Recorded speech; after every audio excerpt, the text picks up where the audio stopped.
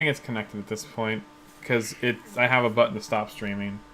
Oh, there I am. I'm Yeah, live. you're live. There we go. Yeah, baby, live. Oh boy. All right. All right, so we're live. So I'm Michael. I'm joined here with Sean and Drew, and we're going to be talking about the top 5 games of 2017. At least our own personal top 5. You're being very calm about this. I think you need to be either bitter or excited. I am excited. This is excitement. I don't think there should be anything bitter here. I might be bitter at the selections that you guys make. You're bitter in general. I have one thing on my honorable mentions, which is the game I was most disappointed in. That's what I'm bitter about. Oh, But jeez. everything else is good. I took an honorable mention off just because I don't want to hear you guys complain about it for like an hour, so that's why I took it off. I mean, I know Now I'm just curious. I know all 5 of Drew's number 1 games is going to be PUBG. They're all PUBG, which PUBG. okay, You missed Dota in there. okay. Dota's the game of the year every year. So let's do our top 5. So number 5, of course, the blank screen. What order are we going? We're gonna do. We're gonna switch it up. Yeah, switch it up. Okay. Michael, why don't you start with your number 5? Okay, so number 5 for me is Doki Doki Literature Club. I have heard good things about that. All I have to say is, Not personally played it. So, since Sean hasn't played it, and since probably anyone else that's listening hasn't played it, we can't spoil anything. We Let's can't- just say we can't tell you anything except for you need to play this game unless you're like suffering from some sort of serious mental illness or don't enjoy disturbing images. You probably shouldn't play this game. Drew, did you put up a picture of this? yeah, it'll show up soon. Okay. I have read some things about it. No, not spoilers. I just know it's not what it seems. Yeah, it is. It specifically barrage tells you. you. They barrage you with warnings. When you open the game, it's like if you have ever been depressed, put this away. Just put it away. Yeah, it says there are disturbing images, like everything's bad. Don't play this game if you can't handle it. And they're not wrong.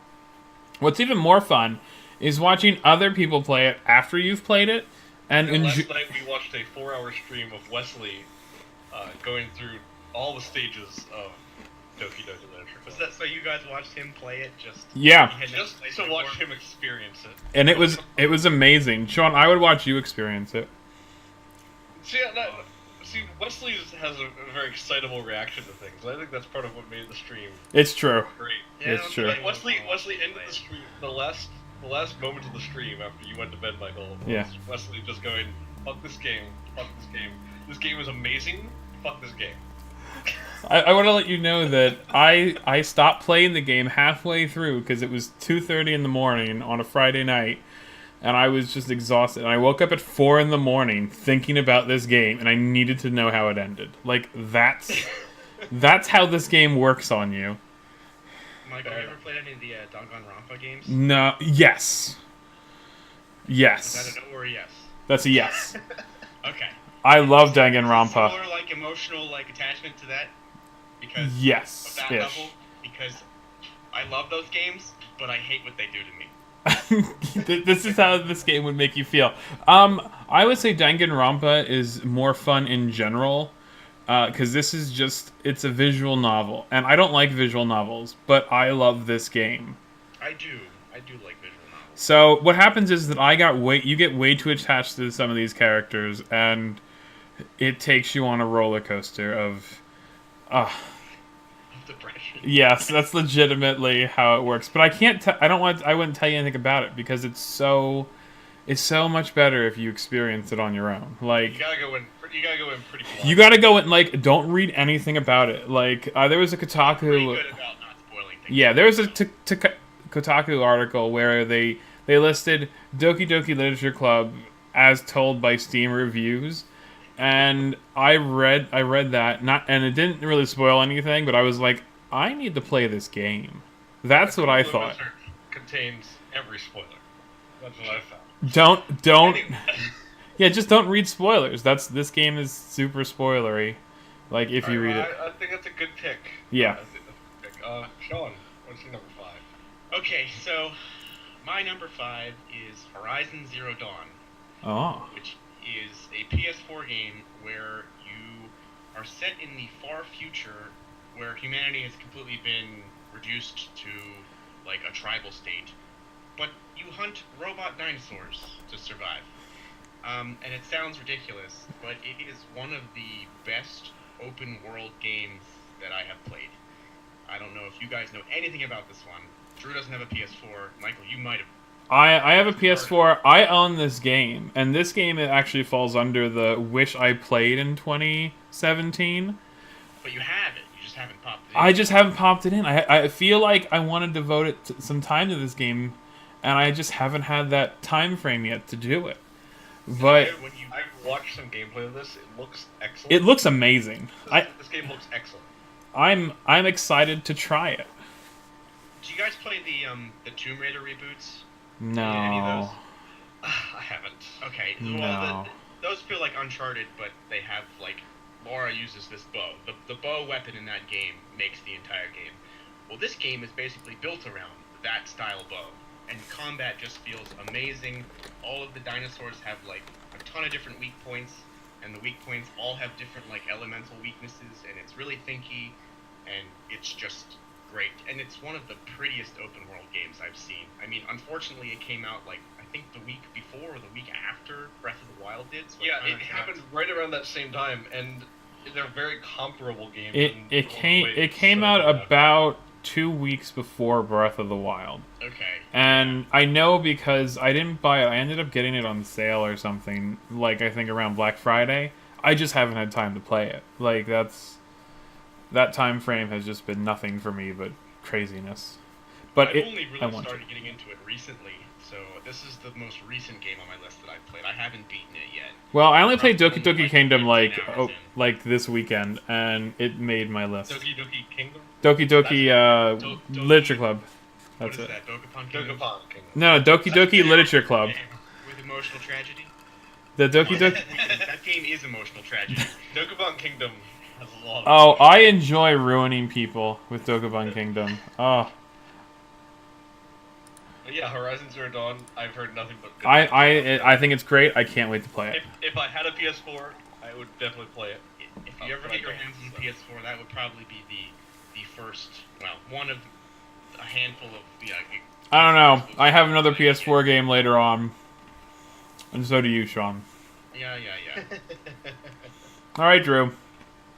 Alright, well, my number 5 is PUBG. My course. number 5 is PUBG. You know what? I'm actually surprised it's this low on your list. Okay, so PUBG... Man, it's a love-hate thing with PUBG. Because, like, the formula is excellent. The formula is great, and it's a blast to play. But they cut so many corners. They constantly cut corners. And even when it's good, it's a little bad. it's really complicated. Is it endearingly Right now, bad? Is it endearingly bad, or is it like you wish they would fix some stuff? you just want them to fix it. You're like, this could be.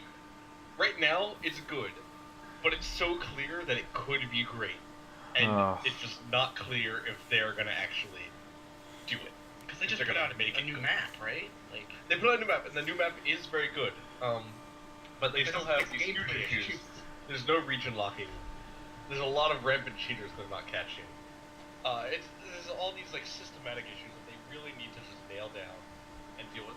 And not to mention the fact that the servers run at a very low tick rate for an FPS game. Like obviously, like how low? Like how's 17 feel to you? ooh, Yeah, I mean it gets Weird number. better as the game goes on, but when you're at the start of the map with a full 100 people, it is low. And that is bad.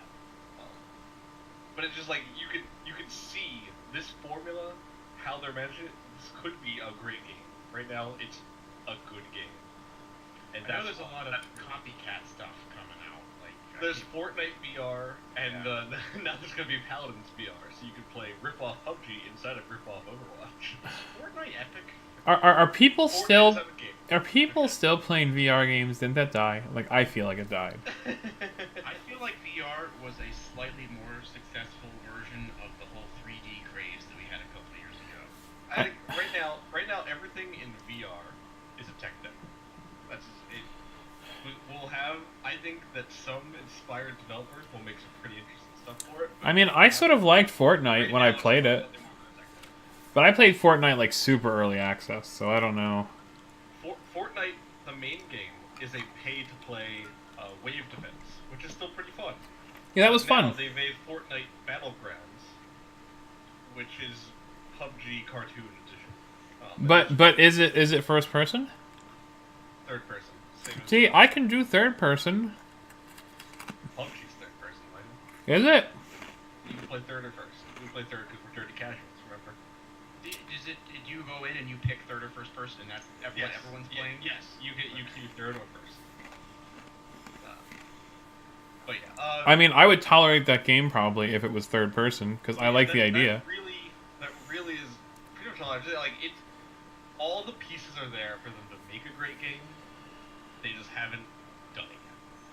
Hmm. So Based on playtime alone, I would have pegged this to be your 1 or 2. Yeah. But I know, well, playtime it's just you know, it's just one of those games where you have a squad of people.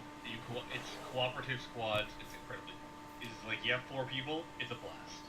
Solo, I never play this game solo. I had to be in a very specific mood, and I'll play like 2 rounds. Where he actively tries to kill every single person on purpose, or hide underneath a tire the whole game. yeah, there are definitely games that I don't even want to play solo anymore. Like, I will not play Overwatch with less than like 3 or 4 people now. Yeah, it's very similar in the way that it works. Like you have fun when you're playing with your friends. There are people who do this, like they play with pubs and squads. I just can't do that. I have to have. It's something to do with your friends, you know. I think that makes sense. I think my number 5. that's reasonable. Good, no overlap. Awesome. Yeah. Yeah. All right, mine. Does someone else want to go first for their 4? No, I think it's a good rotation. All right. All right. So my number 4, you guys might not even heard of. It's called Pit People. I think I have heard of this and have not played it. And I don't know what this is. Okay, so Pit People is a tactical strategy game that looks sort of cartoony, and it is hilarious. Yes, that's the right graphic. The images look very hilarious. Yes, the images are hilarious. Like, Oh, it's the Castle Crashers people. yes, Okay. correct. They've And- made a lot of good games. And it is so much fun, and you can play cooperatively, you can play alone, and it's fine, and it's like the storyline's hilarious. The only reason I stopped playing is because I ran out of story. Like, I hit the point where I've done everything and I've captured all. There's a capture mechanic where you can capture things and they fight with you if you get them back to your place, and they have ridiculous, like, different types of like armors and weapons, and it's just fun and hilarious. And the game constantly changes, so there's a lot of like variety. I don't I know. think I have enjoyed everything by this developer. I haven't played Pit People, but it looks like something I'd enjoy.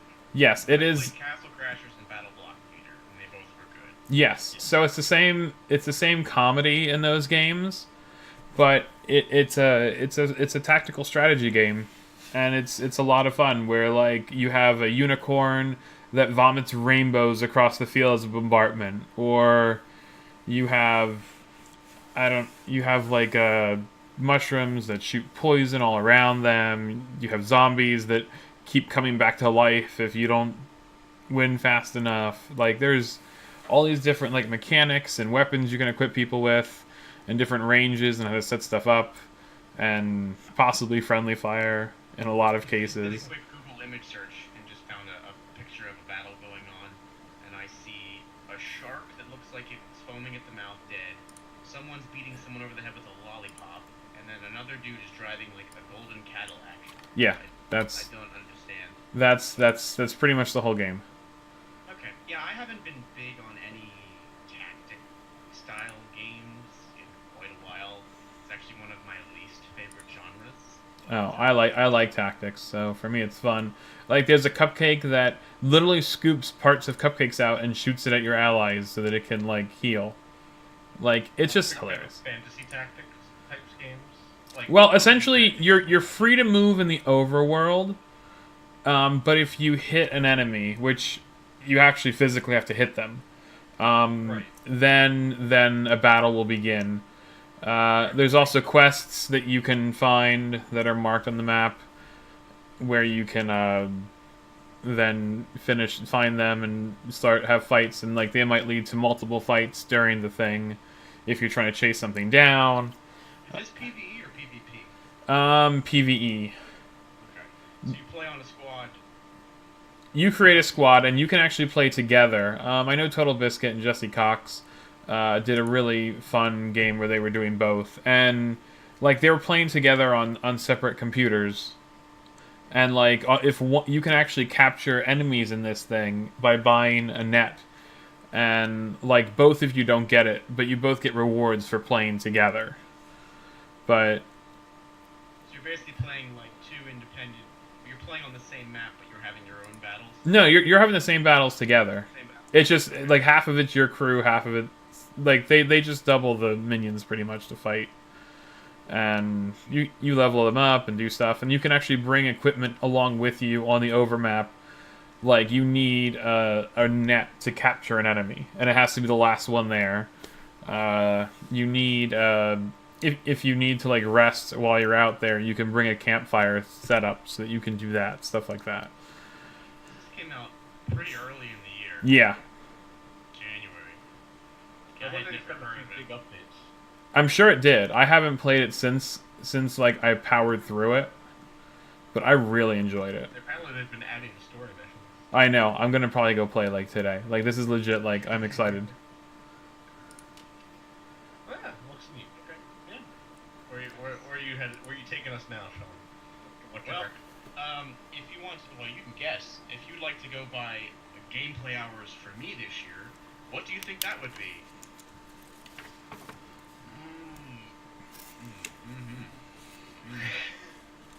I actually don't know. Anyway, my number 4 is Final Fantasy XIV Stormblood. That makes sense. Because it's the game that is responsible for sucking me back into paying for a MMO again.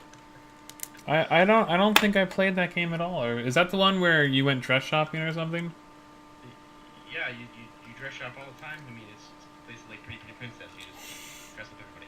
No, this is for those of you who don't know, this is the fully online Final Fantasy game. It's their MMO, not 11 but 14. It's the second MMO. Is it paid?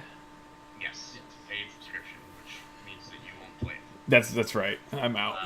Basically, I went into this. I mean, if you don't know, 14 is basically a single-player Final Fantasy full-fledged game, like offline one, but the dungeons and stuff are co-op. It's all instance and whatnot. So it really feels like, at least when you're leveling up initially, that it's more of like a full single-player RPG Final Fantasy game. But so I went into this just expecting to, play it like a single-player game and then unsub when I was done with it, and there you go. But certain friends of ours decided to draft me into their raid group, and then I ended up going super tryhard and just playing this game for hundreds of hours this year. So it's an MMO. That's it. I mean, Drew's played this. Yeah, Final Fantasy XIV is basically the best MMO on the market, because really there's only about 2 MMOs on the market, really. It's Yep. WoW and Final Fantasy XIV, and I think 14 is pretty much superior. Yeah. There's Guild Wars 2. Guild Wars 2 is good too, but that's a different experience. I mean, it's not Yeah, paid. that's true. But Yeah, I didn't get back into it the same way you did, just for a lot of reasons. for But a lot of reasons, yes. but Stormblood seems to just be building on what they've been doing, and what they've been doing is pretty solid. So. Yep. They really streamlined the story this time. Heaven's Ward, the last expansion, which I don't think. Yeah, how many hours of story did you have to catch up on? So yeah, I came in. I had to burn through Heaven's Ward before this came out, so I was ready to go. And I think it took me about 60, 70 hours to catch up, to go through Heaven's Ward to get ready. Story. Just story, but the story in Stormblood they streamlined a lot. So it's less bloaty. It's less JRPG, if that's a word. It's interesting. But I mean, the only thing I know about this game is that it eats up my friends' time, so they can't play with me with other games. That is what I know. this is very true. But this is a better expansion overall. Both of the jobs that they added Samurai and Red Mage. Both of them are very well designed. It's a lot of fun. They did make the mistake of only having new DPS jobs. So if you were a DPS queue, your DPS queue times were terrible for the majority of the life of the expansion. But everything was well designed. It's a great MMO.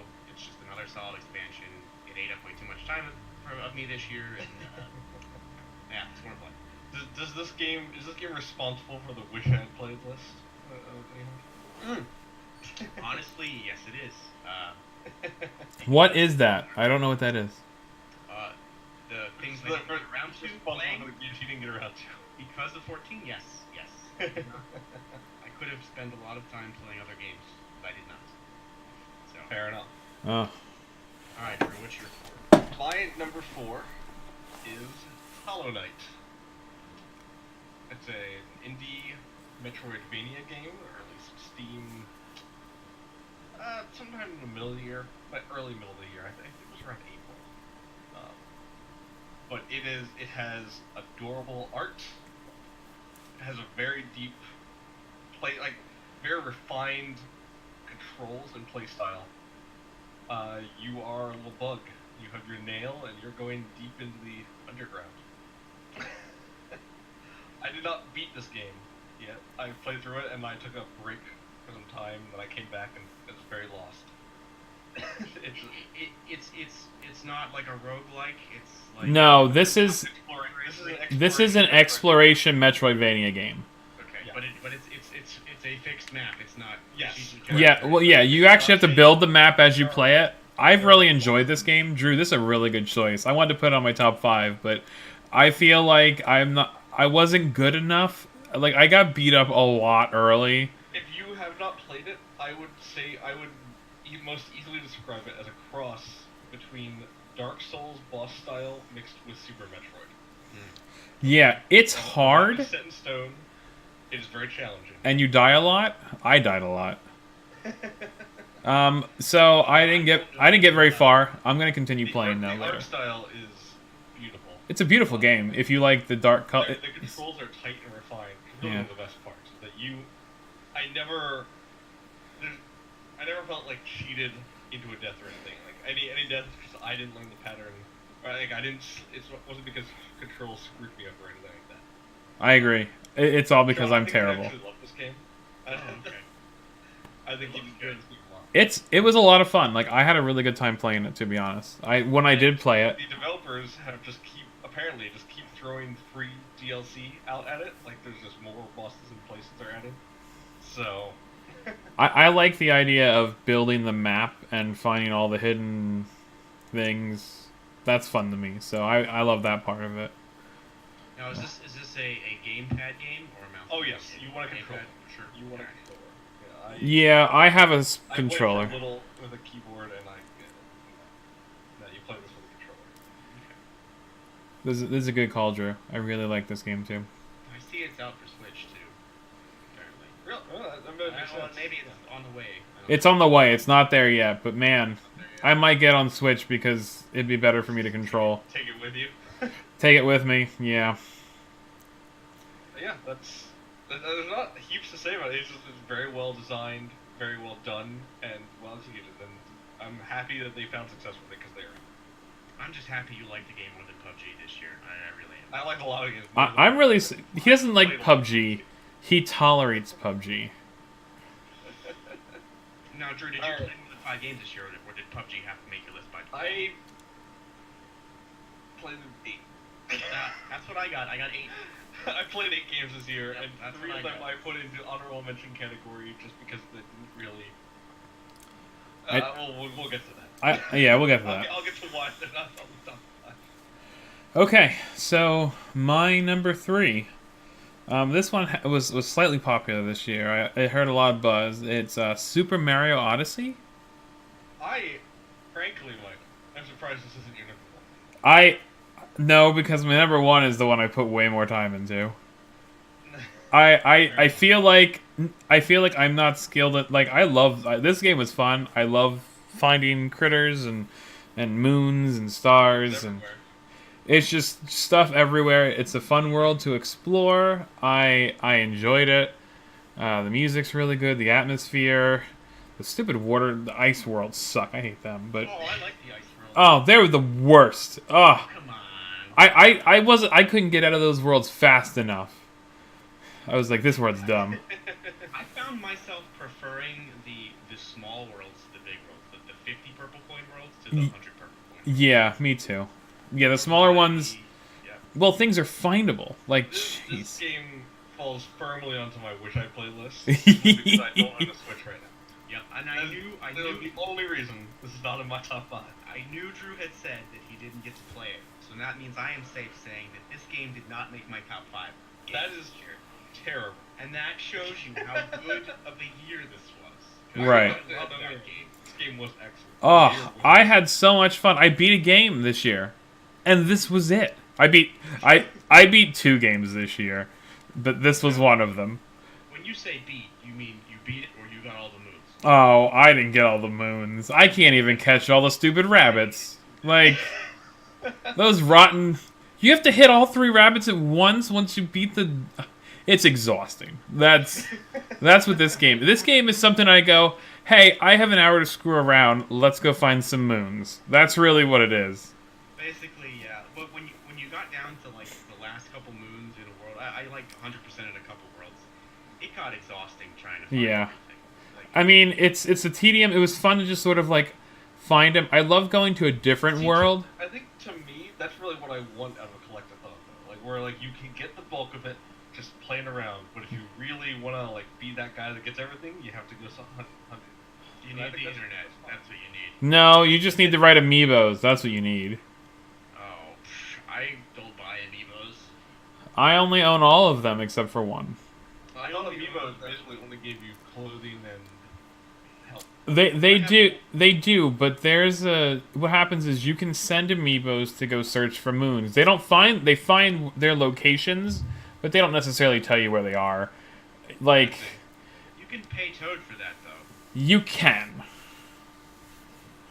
He also does that. I did. That's what I did. I have Wolf Link amiibo because it came for free in Twilight Princess HD. What does that get me? You can scan with Uncle Amiibo that, and he'll go out, and if you come back in like 5 minutes, it'll be like, here's where one of the ones are located, and that's it. Like, that's what it does. That's all right. Yeah, it doesn't show you exactly where they are. It's just a blip on your map. Like once you beat the game, there are some things that show you where all these new moons are going to be located. Yeah. And there's essentially just a different color blip on the screen from ones that you haven't found yet.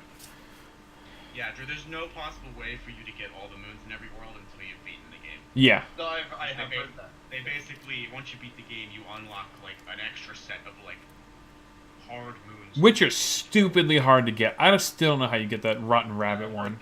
I'm so upset with it. That's fine. That's I have a feeling I'm going to enjoy this game a lot when I get to it. Oh, Well, I mean, yeah. the initial playthrough of this game is like a delight. This is Oh my gosh. I had so much Mario fun. game I've played since Sunshine.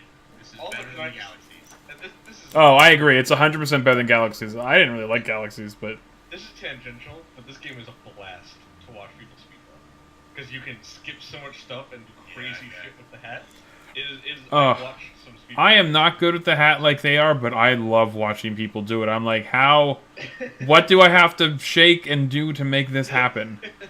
Because it is so awesome. I'm like, I haven't mastered the dive, jump, jump, jump, jump. You know you can play this game and not jump once because you can just dive the whole game and it doesn't count as jumping. It's I watched someone do it because there's a counter for every time you jump. Like there's someone that like watches all your moves like at the end of the game, and you can actually get through the entire game without jumping. Like Isn't that like a speedrun category, a jumpless run? N- It might be. I don't know. Where people have made for Mario 64, where they see how few A presses they can do, but it's I wouldn't call it a speedrun category. I forget how. I forget where I watched it, but it was amazing.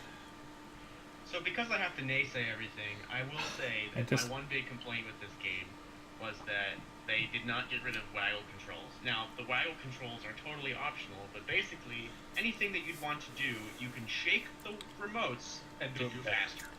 Yeah, yeah. I did see that, and I hated it. that seems a little advocated. I'm okay with it. I'm okay with like. I prefer sitting there with the two Joy Cons and just screwing around without even using the waggle controls, which I normally don't. Like, Yeah, see, I played the majority of this game over Christmas break, and I was in full handheld mode. So right, which is fine. I mean, that's. So then I'm sitting here like shaking the entire Switch, and Just violently shaking your hardware. I mean, I played this on the big screen because it's way more fun. It's a beautiful game, so it's fun to like look through the environments and stuff. Okay. All right. Well, Sean, what's your number 3? so my number 3 is gonna get some boos for being this low, but my number 3 is Breath of the Wild. Whoa! This is the third best game I played this year, and I will say again, this is the strength of this year that Nintendo rolled out two heavy-hitting franchises, the best games in those franchises in 10 years, and one didn't make my top 5, and the other one's only number 3.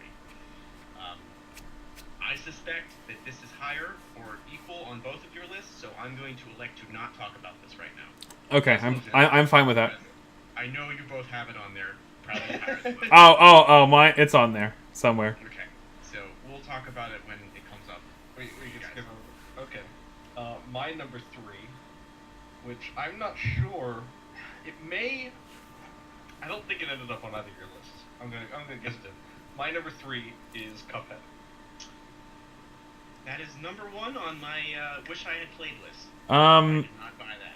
It is. I want it, and it looks awesome, but it's not on my top 5. Cuphead is excellent and also brutally difficult, but excellent. Now, would you say it's just as good solo, or is it like a co-op better experience? Co-op is superior.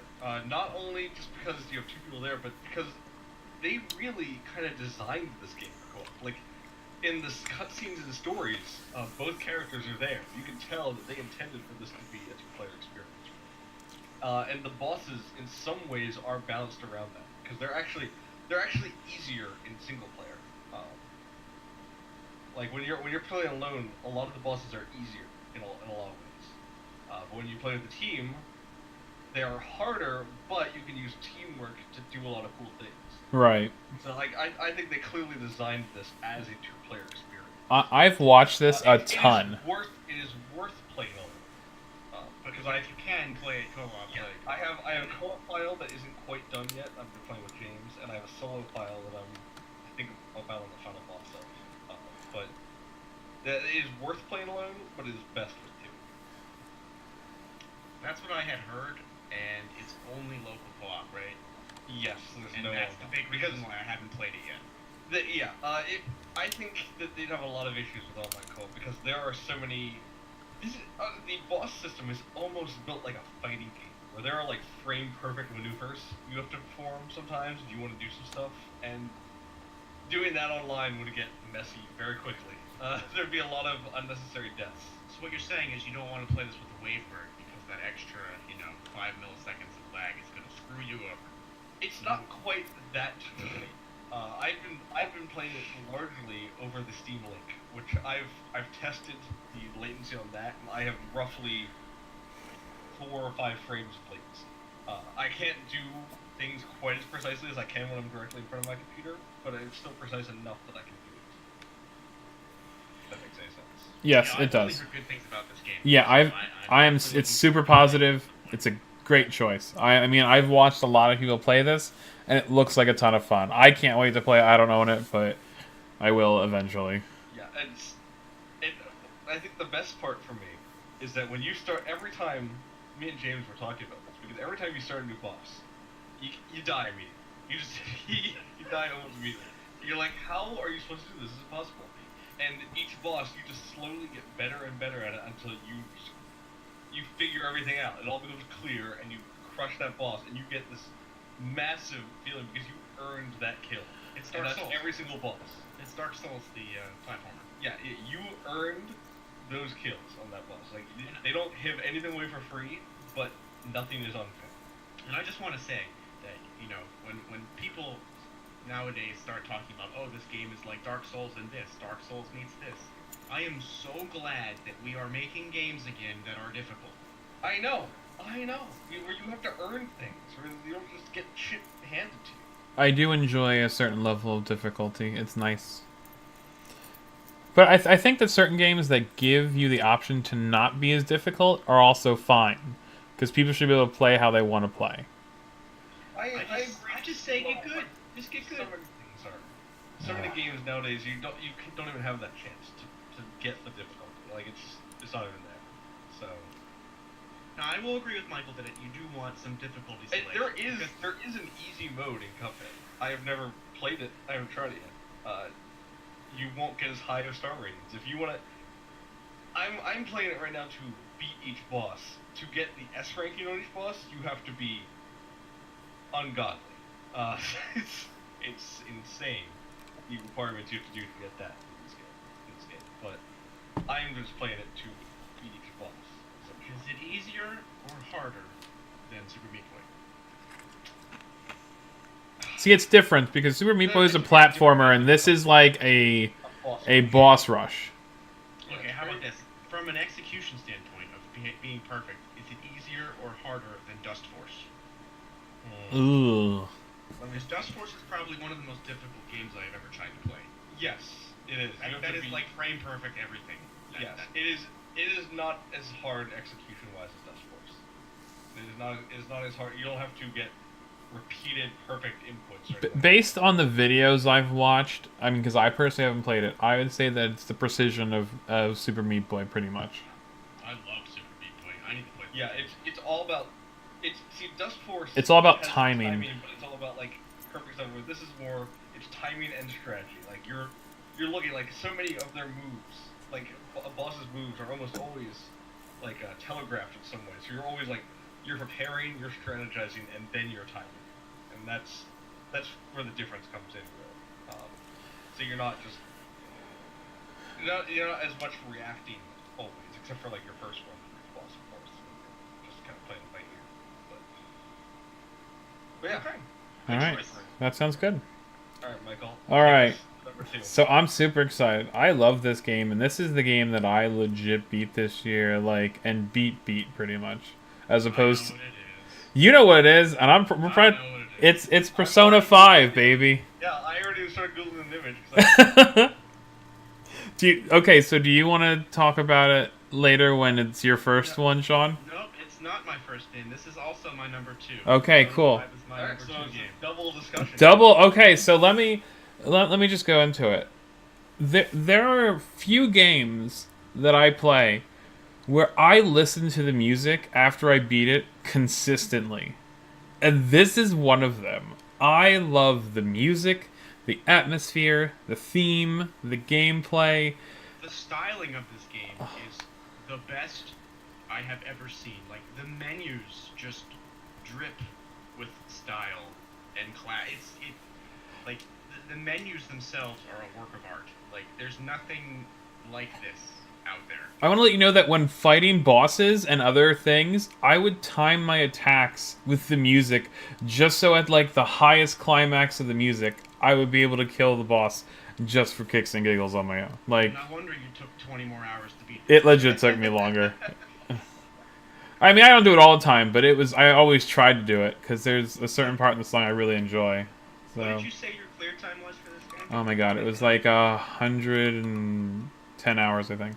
Okay, yeah, I was at like 80 or 90 or something like that. I mean, it was a little over 100. I don't remember how many, but I also grinded a bit at the end. No, I have to naysay everything, right? Oh, you don't have to.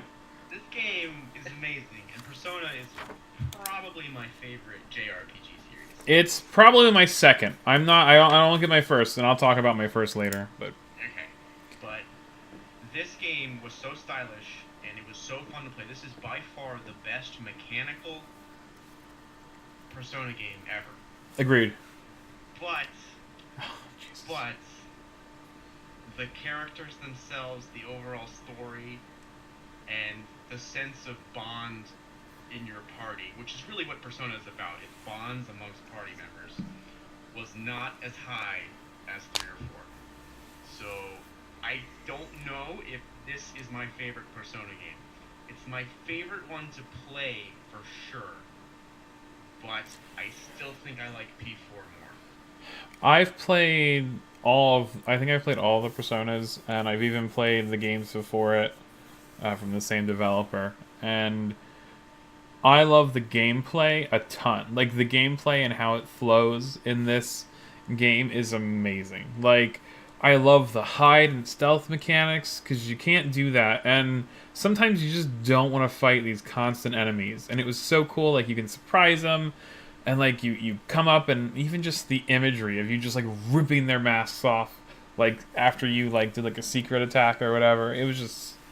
I just love it. I agree, the characters are a little light, but meh. It's styled perfectly. I think if you were to, unfortunately, if people had go into Persona not having played anything and play P5, and then they say, wow, this game's amazing, when they go play the old ones, they're going to be so disappointed by how archaic 3 and 4 feel, because they're not smooth gameplay games. It's way more about the story. And I feel like they're not going to be able to play 3 and 4 because they're not going to be able to get over how clunky they feel to play, which is unfortunate. I can hear the song and the music as we're talking about this, like, in my head.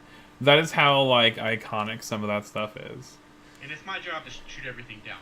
But this game was amazing. This is the game this year this is a much longer game than my number 1. But this is the one I could not put down until I was done. I agree, because I knew that if I would have forgotten where I was. I would have lost any sense of the story. So I beat it. I remember the one day I said, "That's it. Today I'm sitting at home. It's a Saturday. I'm beating this game," and I did, and it was exhausting. I beat it, and I immediately fired up a New Game Plus and got about a third way through before I realized I should probably be playing other games. But I did not, though I did read enough about the New Game Plus to go, well, if I ever wanted to replay this, I'm prepared for a New Game Plus ready to go. And Drew knows nothing about this game. I really don't. I've never played a Persona game in my life. I don't own the system it came out for. They look very stylized and cool. Like, I've seen some screenshots and a few videos of, like, the menus and battles and everything. The style is awesome. But yeah, I don't know shit about this game. And it's a little bit long for you. It was long for me.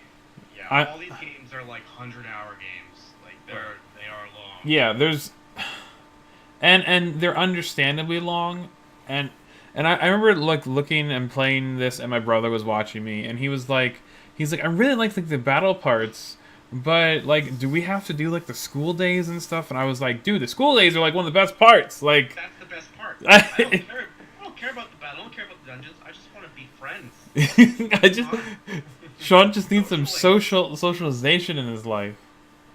You could cut out all the fighting and all the everything, and I'd still play this game.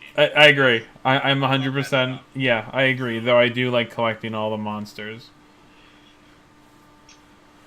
Yeah, you were a lot bigger on the Pokemon collection. Oh my god, I am super collecty. That's how I am. Okay. Things to collect. That's probably what I'd end up doing in that Yeah, game. you would collect them all. And I collected all but the ones you can't collect unless you do a New Game Plus. Like, I legit did. So, my number 2 is Breath of the Wild. Okay, so... So, I'm just gonna pass it on to Michael, because I'm sure it's his number 1. Yes, we know. Okay, so guys, my number 1. Breath of the Wild, baby! Woo! Now we get to talk about this. Yep. Okay, so Drew, since you didn't get to talk, I'm gonna let you go first with Breath of the Wild, even though it's my number 1. Alright, this is my number 2, it's Michael's number 1, Sean's number 3. Breath of the Wild, I don't know how anyone could have not know it at this point. Breath of the Wild is a Zelda game that takes the Zelda formula and just throws it in the trash can in favor of this open world game where you have full reign of the entire game right off the bat. You don't have to even play the game. You can just take your fucking parachute off the beginner area and go fight Ganon. But it is an excellent game. But it has just enough flaws that keep it from being number one. It does have flaws. I will agree with that. I mean, like parachuting and climbing for me is just a blast. I could do that all day. I did do that many days. I just explore. They give you a world where you want to just explore. Just climb up the tallest peak you can see, look around, and fly to somewhere. Yeah, they never force you. That's something very key in this game. They never force you to do anything or to go anywhere, but you want to, and that's where its greatness comes from. Really, they designed it so well. It's Zelda plus a Skyrim-size open world with this awesome survival kind of sandbox experience with it. I loved all the collectibles, crafting your own food with different effects. I loved having all the different gear sets that are meaningful. Now, some of the gear sets, once you got them and finished them, they kind of broke the game a little bit. a little. Now, I will say I did not beat this game. I did like 100 something. Yeah, that's right. You somehow. And I did not. You beat somehow Ganon. never actually finished the main quest. I didn't beat it. You played so much of the rest of the game that you ran out of time and started playing other games. I did. Okay. Michael, it's your number one. Give us your. All right. So now that we had all. Shoot it down. Now that everyone's shot it to pieces, let me tell you why it's my number one.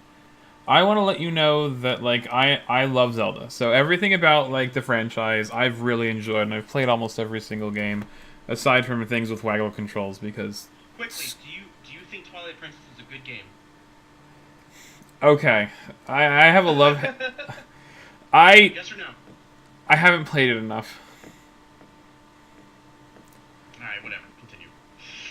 The reason I say that is because I played it. I got it when I had waggle controls, and I couldn't get past the first area because it was too exhausting, and I gave up. Because the waggle controls bothered me so much that I couldn't even play that game. Fair enough.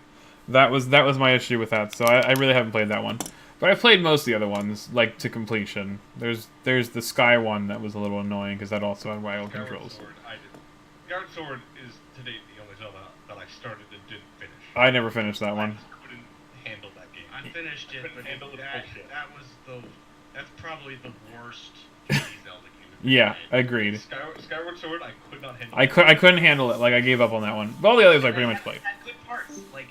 They had the three teams that made the three different dungeons, sets of dungeons, right? And you could tell that there were three different teams that did it. Right. Because the forest one was okay, the Death Mountain one was awful, but the desert one was cool. Right. Okay.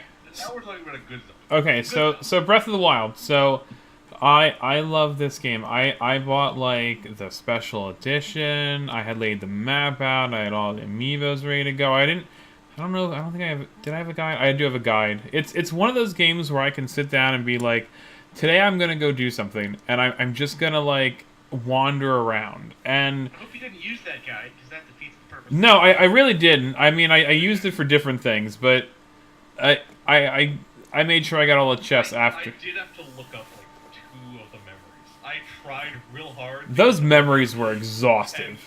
There's one where it's just 3 tree sections, and I'm like, this could be goddamn Anywhere. And the memories were half the story that they gave you, so you needed to see them. Right. Yeah, I think I only had to look up 2 because I just I couldn't locate. I tried to locate them organically, I just couldn't. Yeah. So anyway, I just loved the presentation. I loved the look. I mean, the music was on point for a Zelda game. I love screwing around. It's a game that I can just run around in. I didn't finish the game either. I finished. Am I the only one here who actually killed Ganon? I killed forms of Ganon. Hyrule Castle. I made the Hyrule Castle, but not for the reason you think. I was busy picking up I was collecting something or other. He was collecting something, wasn't paying attention where he was going, and ended up in Hyrule Castle. I ended up in there looking for something very. Oh, it was one of the memories. Because I was memory collecting at that point. And so I had to go in there, which I almost got killed because I fell into the Lionel pit by accident. Mistakes are made. But let me explain to you what really got me about this game. This game, I love the idea of just being able to die in the most creative ways possible. I died. Like, I remember when the new update came out where it showed, like, your first 100 hours or whatever. I died so often in the first area just because I was screwing around. Like for instance, I would be, like, trying to run with, like, a mechanical... Like a giant metal box over me, trying to use it to fix the puzzle or something that I was doing, and I would drop it, and it would fall on top of me, and I would immediately die. And I'd be like, oh, that's hilarious. And, like, I would keep doing stuff like that by accident constantly. And it was just so much fun, like, to explore and experiment with new things. I mean, I've seen stuff online where you can legitimately, like, fly in the sky on, like a boat and a rock or whatever, like a metal rock. Yeah. It's just ridiculous stuff you can do. There's so much to do. I mean, at some point I plan on going back to it, especially now that some of the new DLC came out, and I already bought that prior. I do need to play the DLC. I need to play that extra dungeon. So The DLC is one thing I'm going to get to when I'm talking about why this ended up number 2 for me. I have not played it yet. Okay. So we've covered how excellent this game is, and now for me and Sean at least, we have to cover why it wasn't number 1. Yes. So for me, there's some of the obvious flaws that everyone and their mother has talked about. Weapon, blank on the word here. Durability. Yeah, weapon durability. I actually didn't mind that. I don't care about that. That didn't bother me. It was just enough to hit me. Like, What are you talking about? Like, I always found better items than the ones that broke anyway. Well, it was really bad early in the game, but once you explored a lot of the map and found like where like the elemental weapons spawn, yeah, but guaranteed everything. Like, do I want to go back for them or do I want to just use something? What do you mean go back for them? I had them in my stuff. Like, I was the one that immediately Like, bought a I house. can't just hoard them and stuff. I do hoard them. I am a hoarder when it comes to items and weapons. I have my inventory at max size, pretty much, like my weapon inventory at max size, and like I can only have like 18 weapons or whatever, and the 3 in the house. And I'm just like, this isn't.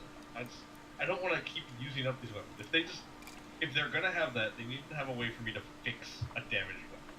Like if like this weapon's hurt, like I'll repair it. that would have been nice. That would have been nice if you know that that the weapon's about to break. It's your favorite weapon, and you could put it away and have it repaired. Even if it was like expensive to do, that would have been. Well, good. money didn't really matter all that much after a certain point. That's every Zelda game. Yeah. Yeah. And to me, a little bit. It's just a little bit. It's that like that problem right there with the durability gave the game like just that little bit of making it feel like it took effort of like me having to go find weapons. Where like I haven't gone back to the DLC yet because I'm like, oh, but then I'll have to go through that, and I haven't gone back for it yet. Like I do want to, and I probably will. Honestly, probably sometime this week or next. But. It's just one of that. It's that tiny little thing, and that's kind of notched it below another game for me. It's just like that little bug, or not little bug, but like that little itch of just like. Well, you know that in the DLC you can get a permanent Master Sword if you complete the thing. No, I'm aware, and I do want to go through the trials because those do look like a lot. That looks like a lot of fun. Eventide Island was like the best part of the game. That was great. That was amazing. Wait, what was it? I'm sorry, I hear you. Eventide Island, Eventide the Island. island in the southeast where you basically like you had to fly to it. You had to have a lot of stamina to get there. Yeah, and then you lose all your stuff until you finish the start island. from scratch. And you have Oh, yeah. Okay, I know what you're talking about. That was one of the best parts of the game. So I'm looking forward to the trial of champions. It's basically the same deal. But the other part of it is I think this game is a great base. I don't think this is not the perfection of the formula. The perfection of the formula to me is somewhere between this and a traditional one because I miss those few staple items. You know, like, and I get that for a truly open world, they didn't want to give you anything that locks you off. Like, they couldn't have an area that you could only get to with the hook shot of the hammer. And then They could have, though. Yeah, and that's what I mean. Like, I think that they small should- things, Yeah, small things that are locked off, not whole areas that huge get locked chunks. off. Not huge chunks. Right, I agree, but it's like, oh, hey, look, I have to come back here because I don't have the hook shot or whatever. And honestly, Right. they kind of did that. If there's an area that's like Too high. a guardian nest, you're not getting in there until you have Higher level weapons. way higher up. So Yeah. And I think just like I missed that little bit of just like those few staples that really I would have really enjoyed. And I think in a future Zelda game that blends this kind of world, but dungeons do give you some permanent item or something, you know, and that will be. Drew that just will be doesn't more like weapon durability. You don't play Fire Emblem games, Drew. I play Fire Emblem games. I don't hate it the way I do in Zelda. I don't hate the weapon durability the way I do in Zelda. okay, so my gripes with this game. I think the biggest one for me was the lack of monster variety. That was a problem. I did not really like, you had There was moblins, only about what 15 different families of monsters. and then they just had color tiers for them to ratchet up the difficulty. They just added a few more. Again, I get that they A wanted to little throw more. away as much of the Zelda formula as possible, and I understand that, and they did a good job with that experiment. But now I think they should just roll back slightly, get Tektites, like whatever, like just those few familiar faces that can really flesh out the world. And a big strength of the game were the few very unique feeling areas, like Eventide Island and the maze in Total Darkness north of Ugh, what a Lost joke. Worlds. That place was awesome. I mean, it was awesome, but it was annoying. Yeah, it wasn't that bad. That was so cool. Ugh. I think they should have had more places with like unique architecture or monuments, like what was it? The horse. There's a horse statue. What do they call it? Are you talking about like the goddess of the horse thing, or what?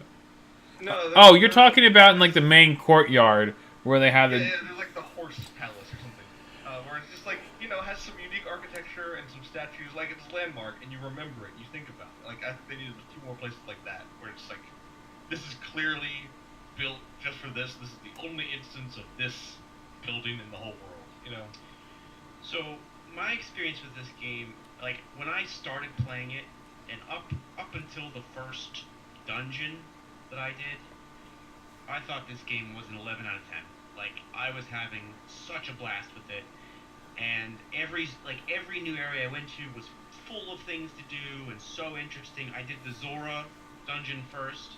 Zora ended up being my favorite area, but as I explored more, I discovered, at least from my perspective, that a lot of the other regions were almost empty, or not as full as I would have liked them to have been. Like, the Zora area and the Gerudo area were 10 out of 10. Yeah. Awesome. Well designed, very Those were the neat two quests, best. everything. The Ruto area or the Rito area, whatever the hell it is, I don't remember which one. The bird people. Was a beautiful area, But very empty. but there's nothing there to do. And Goron City, the Goron area, Death Mountain, there was nothing there to do. Death Mountain had really cool environment and layout, but they didn't use it. They didn't use it at all. Yeah, a very cool area that they just didn't use particularly well. Is the DLC dungeon, is that in Faron? Is that in the woods in the south? The jungle? I am not sure. I don't That know. would be the most natural place. Like, if they were designing a fifth dungeon in the game originally, that was the most bustling place. And that was one of my favorite areas. But a lot of aside from Akala, which had the second tech lab, there Right. weren't a lot of non-quest, non-main story areas that were super interesting. I can agree with that. I loved what's the mountain in the very northwest, like the coldest place in the Oh, I know what you're talking about. Ugh, jeez, I don't remember. Dragon. Where you free the dragon Yeah. from the yeah, poisonous crap. That place was awesome. I found that place by accident. Like, I loved it, but there was nothing that made you go there.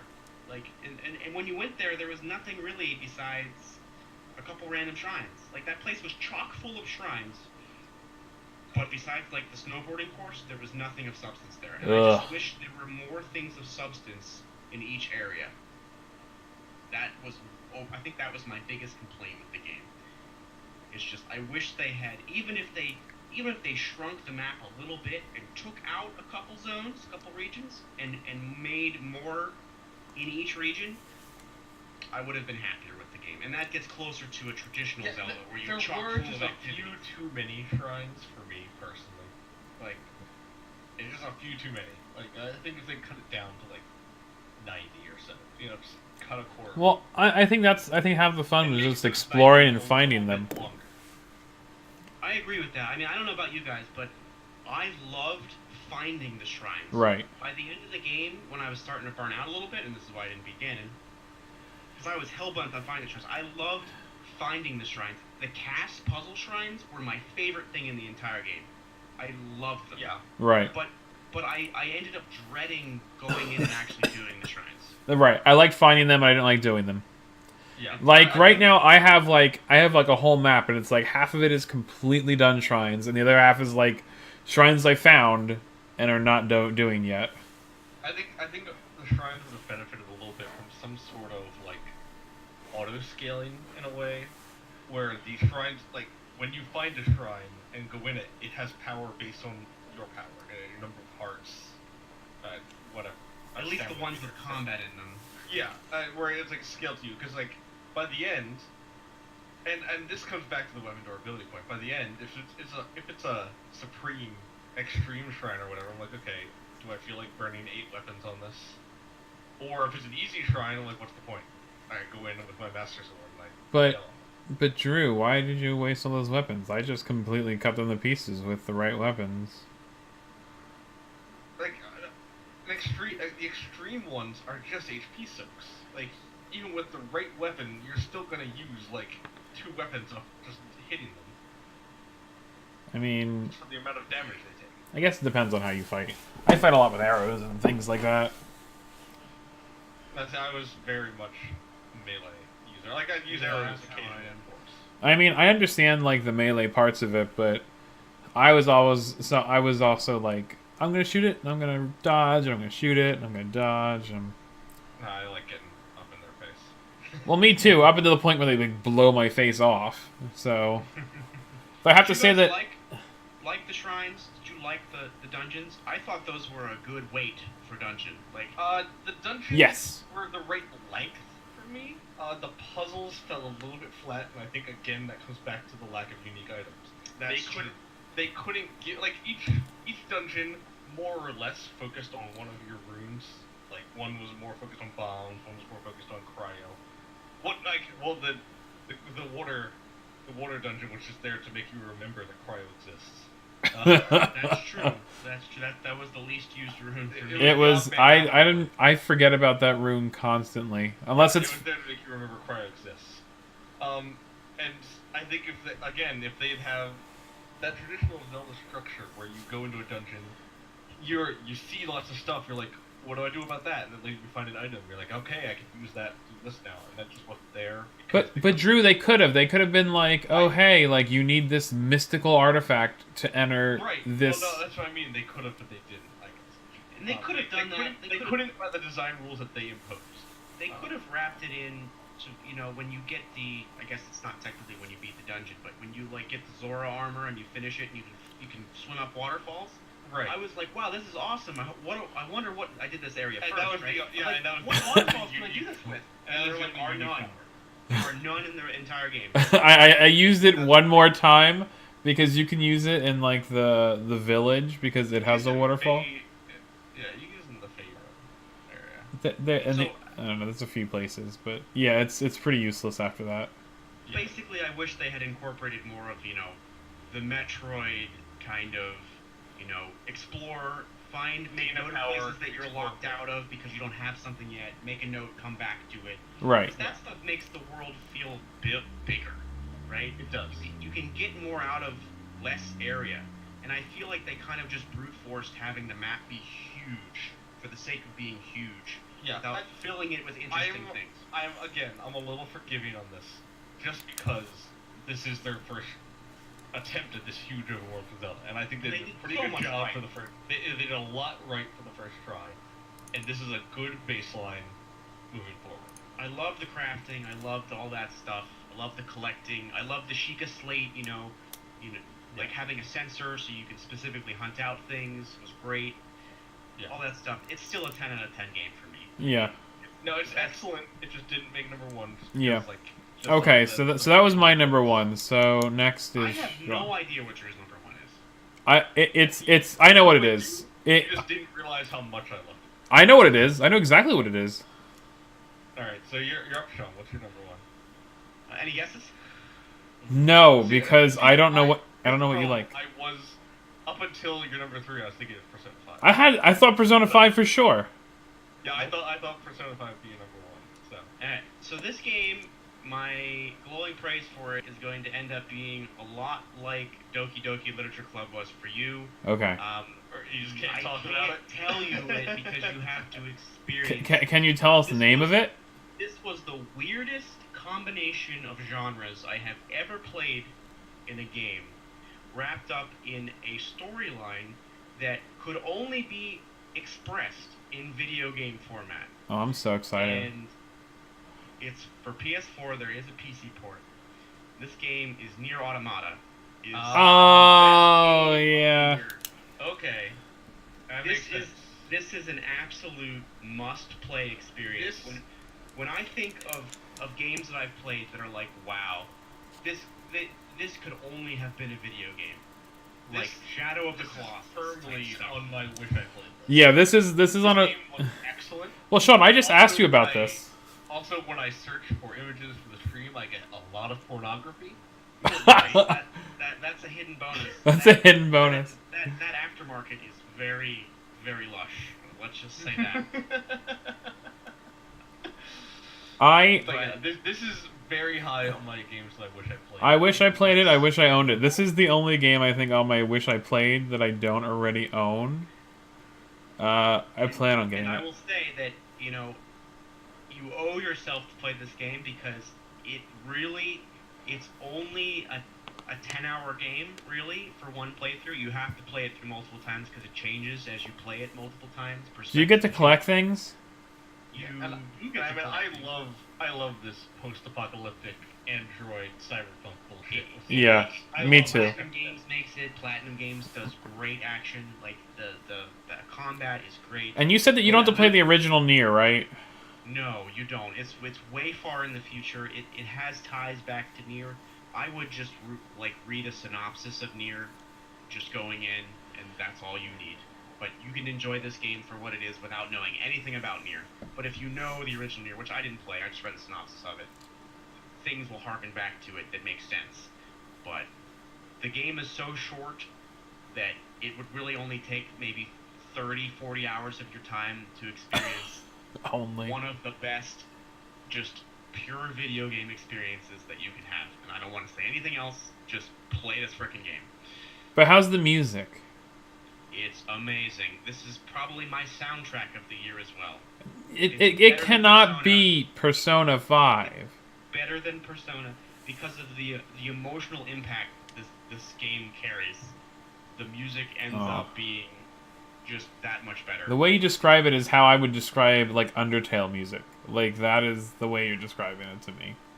I have not played Undertale and I want to. Oh my god. I just do it. Like don't even just do it. Like if I could have put that on this list, but it was like a year or two ago, I would have put on this list. 2015, I think. I That's love exactly how I feel about Nier. So you have to play this game.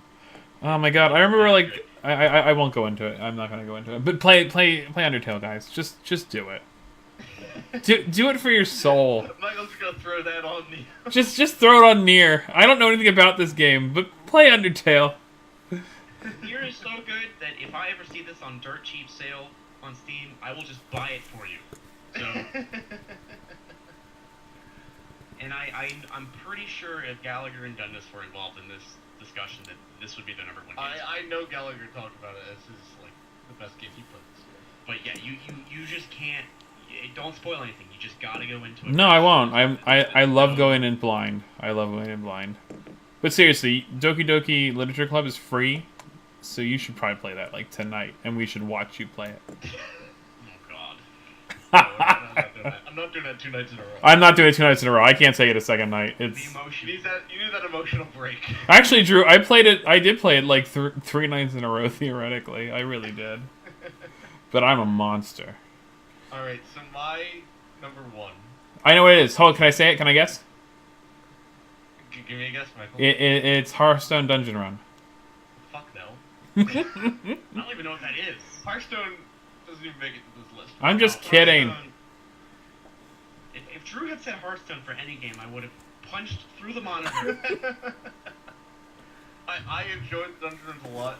It's not its own standalone game, so I didn't. Hearthstone didn't really come out this year. Hearthstone does enough bad things. Ah, Hearthstone or Dungeon Run only makes up for the rest of things. All right, so no, my number 1 game was A Hat in Time. Oh, that's Because- right. Yeah, see, I don't think you. I loved this game. If there was a single game that did nothing wrong this year, this was it. Like Zelda, I loved, adored, but it had a few flaws, and that's every other game. But like this game, there was no single moment that I wasn't just fucking smiling ear to ear while I'm jumping around doing shit. It was a blast. The writing was perfect. The only thing wrong is that it wasn't long enough. It could be twice as long, and I would have loved it just as much. Well, I just clicked install, so Oh, good, because that's... Now, I will say, this is something that I've heard other people say, is that if they played Mario Odyssey first, they didn't enjoy this quite as much, because this is definitely, at its heart, this is a Mario game. it occupies the same space. This- So maybe I should get a buffer and not have Mario Odyssey in my system. yeah. I don't want to It burn is out the on same. that. It is the same kind of game. This game was clearly made by people who loved Super Mario Sunshine. I'm just gonna say that straight up. That means it's a great game already. Loved Mario Sunshine. I enjoyed Mario Sunshine a So, ton. You yeah. have like a backpack called like the Deluge or something. No, it's more in terms of like level design. Levels feel very. You get a hat instead of a pump. And the levels are all very open. It's like Mario 64 and Sunshine, where like there is the target, hourglass. I thought this was two-dimensional, isn't it? Or is it three-dimensional? No, it's 3D. 3D. Yeah, there's like the target thing, but like the level's open. You can go do stuff that isn't. And you played Ukulele too, right? I did not actually install that. I did, and we'll get to that later. Could that be your biggest disappointment? Maybe. Are we doing disappointments? Because I didn't choose No, disappointments. we're just doing whatever. It's We'll fine. get to the other things we want to talk about from last year. But yeah, I loved this game. I will happily suggest it to anyone that likes 3D platformers. It was awesome. Like again, and yeah, it's really it. I don't have much more to say on it. Okay. It was a blast. I- loved it. I'm going to go play it again. A game I own that I haven't played. I mean, if this beats Zelda, Yeah, I was That's pretty surprised. good. I was waiting for you to talk to me about this game, Michael, because I saw that you owned it on Steam. I haven't. I like to find that Michael owns a lot of games and doesn't actually. Yes, I am a collector first and foremost, and secondly, I play the games when I have time. But you like go out and buy like retail price games. And then No, that's not true. I usually buy things on sales. Like that's how How do I. you, was Horizon Zero Dawn on sale when you bought it? I bought it Black Friday Oh, okay. for like $20 or I- something. I am guilty of the same thing, but all of the games that I don't get to are usually just Steam bargain bin sales. that I just That's like, usually what I do. why But not? Horizon Zero Dawn was All right, bin. so let's talk about. I'm labeling them as honorable mentions, but to me, they're more games that like I thought excelled at maybe a certain category or were a certain kind of game, or I just want to bring up because they had potential to let me down. You just wanted to bring it up because you wanted to like tell yourself that you're not an old man and you actually played some games this year. Also, Because- that maybe. Because if we had done this last year, my list would have been like Overwatch, and that's it. I have a lot of games that I own, but again, I You don't know what my play. game of the year last year was, Sean? Like I thought about posting it. My game of the year for 2016 was I counted Ori and the Blind Forest Definitive Edition just because they put a new tag on the end of the name. So I'm like, well, it came out this year, so that's my game of the year. I think mine might have been. Did Rise of the Tomb Raider come out last year? I don't remember. If it did, it would have been it. I don't remember what came out last year. I can't think that far back. Last year was pretty dull. Yeah, for me. I don't I mean, remember. I had been off console games pretty much for a few years, and 2017 was really the year that was like, wow, I'm so glad I own these consoles. because Right. There's all these games. Yeah, I don't remember anything all that great that came out. Anyway, all right, so let's do the honorable Besides mentions. Forza, which also came out for PS4. So Michael, throw us an honorable mention. Tell us why you're mentioning it, and we'll discuss it. Okay, Splatoon 2, because I mean, Adorable. it is adorable, but on top of Splatoon 2, the reason I want to give it an honorable mention is because it added like this new mode that is so much fun called Salmon Run. I've seen videos of that. It is so much fun. I would play just salmon mode like the rest of the game. Like I don't even care. The reason it only makes honorable mention is because they gate it off constantly and it's incredibly annoying. They have they have Salmon Run like seasons where like when it ends you can't play Salmon Run. I know. They've literally taken away for months at a time. Oh, that's awful. Not months at a time. I think they have it like once a week. They have certain time periods where it's open. And I'm like, just let us play this game because it's way more fun. PvE, where the difficulty scales based on everyone's skills, so it's never like super easy, but it's never like crazy hard. And you actually get something for playing it. You get these salmon eggs, which as many as you collect, you get to keep sort of at the end. That gives you a certain level, and then that'll transfer to a specific currency level, which you can then buy like special abilities or like new clothes or whatever. But it is so much fun. You can Splatoon 2 customize is a game that looks. Splatoon 2 looks excellent, and it's one of those games where like I like watching it. It's just something I don't think I'd end up being into. I enjoy I don't playing. like shooters on consoles. Okay, I also don't like this game because they gate off the whole game until you reach level 10, and it takes forever to rank up in this game. Like, I did reach level 10 eventually, and it was shortly after that I stopped playing. Mainly because this game runs on, like, time schedules, I feel, and they just don't ever seem to, like, match up with my time schedules for when I want to play the game, so... That's fair. Yeah, like That games that sucks do that are as an adult. Yeah, I know, it's Yeah, like, I don't have the whole weekend to spend fighting to see whether mayo is better than ketchup. Like, that is a legit thing. I actually did do that one, though. I didn't win. Yeah, and Michael, I'm gonna steal that segue to jump over to one of my honorable actually, because it's related. Okay. This honorable mention, I'm gonna get a groan from it because this is a mobile game. I'm mentioning Fire Emblem Heroes. I'm okay with that. You're not gonna get a groan from me. I just stopped playing it recently. There's the groan I was waiting for. There it is. There it is. So, in its category of mobile games, it excels because It's not terrible. let's be honest. Mobile games, they're a shit show. They're Better than Pokemon Go? yes. Okay. I mean, I agree with that. It is better than Pokemon Go, but I don't play either one of them right now. They are just total shit, and they have the worst practices on earth. Fire Emblem Heroes largely avoids that. It is a very fair mobile game that you never feel pressured to spend money. You really don't. I agree with that, but I find that it's boring and samey constantly. Yeah, That's my problem with it is like well, it's dumbed down Fire Emblem, which is fine because I'm not expecting a full Fire Emblem game on mobile. I'm not. But my part of my issue with it is what you talked about with time scales. Like, if you really want to do stuff with it, you have to do daily quests. And then there's events that only last like 4 days, and so like you'll miss out on getting some neat thing. And it's one of those things where I don't want to be on a fucking schedule here. it has an upkeep, and I know that a lot of games have upkeeps in mobile, like, and some of them I just like log in on a daily basis just to get the upkeep stuff. Like, that's how I play them, because some days I'll play them forever, and sometimes I'll just log in quick, grab the thing, and go. I do that with Animal Crossing constantly on my phone. I don't think it's a great game. It's not even honorable mention, but it's just something that I play on a regular basis just because. Free to play basically means you're gonna work to play this game. Yeah, well, Yeah. that's fine.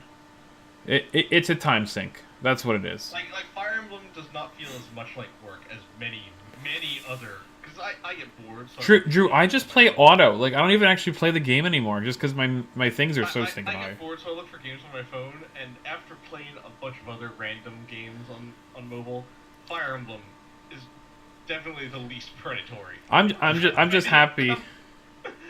I'm happy I got all the Halloween characters. That's all I really cared about. I didn't get Santa Tharja, so maybe I'm just bitter.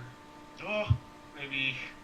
yeah, I would want all of the Tharja. I mean, come on. Oh my gosh, I've never gotten Tharja, I period. don't know anything about Fire Emblem, but I know who I Tharja didn't is. get the special. Drew, you didn't even put an image up for Fire Emblem. Maybe I'm just bitter about it. Okay. You're bitter about not getting all the wives either. Like, Waifu Collector. Fire Emblem Heroes' other name is just Waifu Collector. Hey, So. I don't play Hearthstone. I play a game called Waifu Collector. That's Yeah. what Okay, Sean, you got an honorable mention in there? And I do. Well, I mean, I said Mario Odyssey already was my number 6. Right. Well, if we talked about it already. We'll get rid of that. Actually, so this, I was looking around when I got my Switch for something to play. I haven't Don't have any games yet. I think I know what's coming. And this is a really quirky indie game called Golf Story.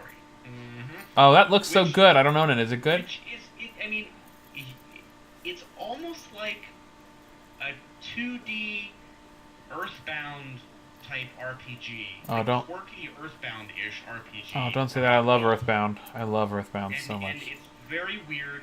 Like, it's very funny. You could love this game if you don't know anything about golf, because you can figure out how to play golf, right? Hit the ball in the hole. Very, very difficult. But I've played golf. I have found that this game it really is the closest thing, I mean, I have played Undertale, to Earthbound that I have played in a long time. And it was delightful. It's a great little game. I'm glad I paid full price for it on Switch. I have no qualms about that. It's been great. If you have no interest in golf but like weird, quirky, funny RPGs, pick it up. It's really good. Cool. Yeah, I've heard good things about it. I haven't played it, but I've heard, it's neat. I might get it. I've considered getting it. I've heard good things, but I wasn't ready to quite. I don't know. As Sean sold you. On it. Maybe I'll think about it, Drew. I mean, if you like Earthbound, it's a great. Oh, I love Earthbound. Earthbound is very like silly. It's got the same kind of humor. Like, one of the courses is Perpetual Winter, and there's like these evil moles that are being mind controlled to take steal golf balls from the course. that sounds Earthboundy. It looks like there's a Halloween level. I'm in. You go confront them, and turns out there's like this like necromancer that's trying to take the golf balls because he thinks he's mind controlling the golfers to steal the golf balls because he thinks that they're eyeballs for his skeletons because they're blind and can't see and they can't do anything. This is the type of game that we're talking about here. It's a golf game, by the way. It's about golf It's about golf. and mind controlled moles. Yeah, It's great. of course. It's great. It's quirky. If you're looking for something on Switch, pick it up. All right, that sounds good. All right, so another Switch game that I have on my honorable mentions is Disgaea 5.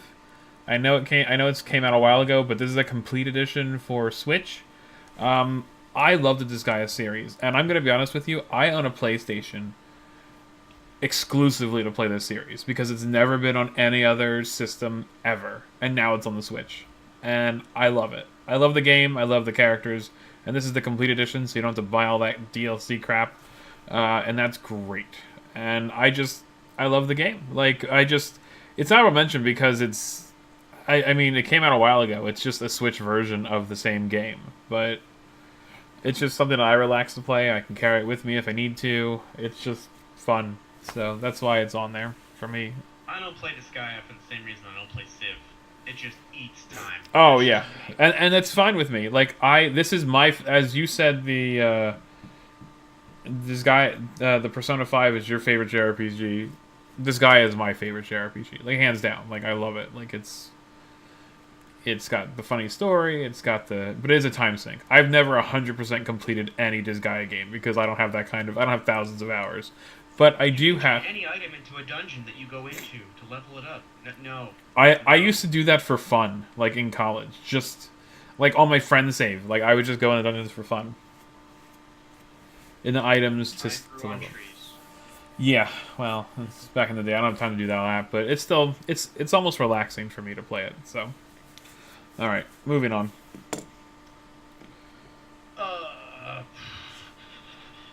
Well, I have one honorable mention left.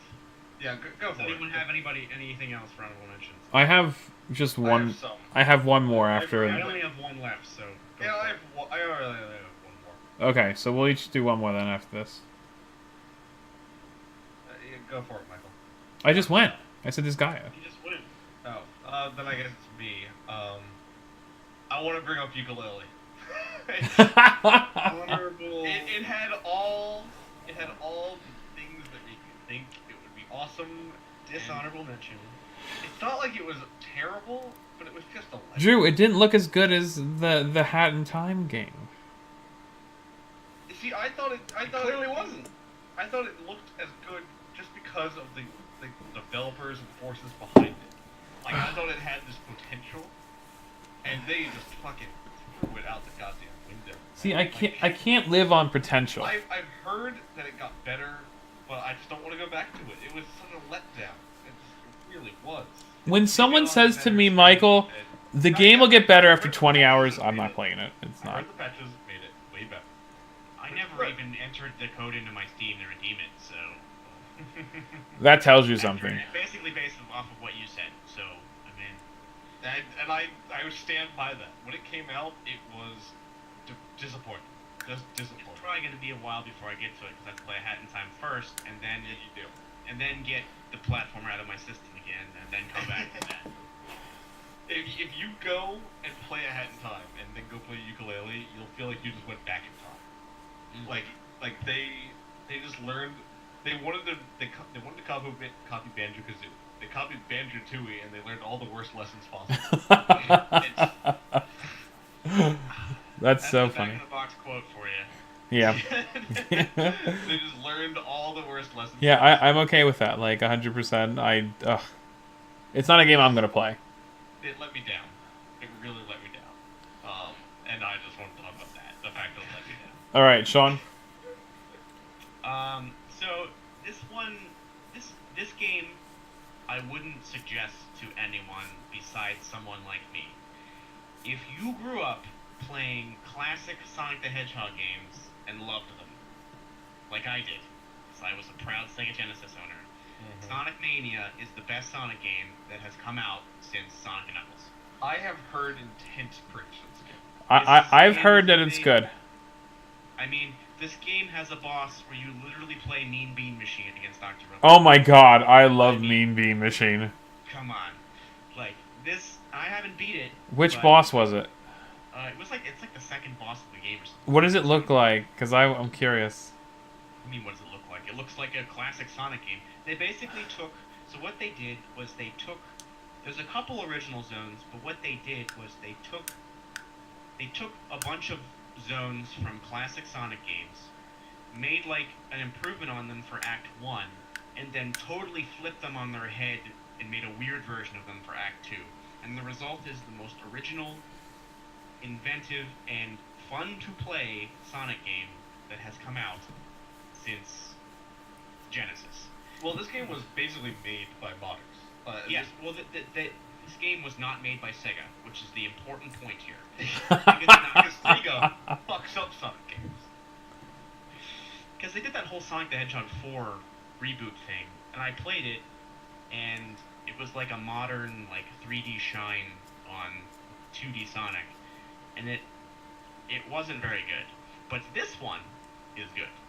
So if you have any interest in a classic 2D Sonic game, and they're not for everyone, I realize a lot of them are just hold right, run really fast, and then randomly run into things.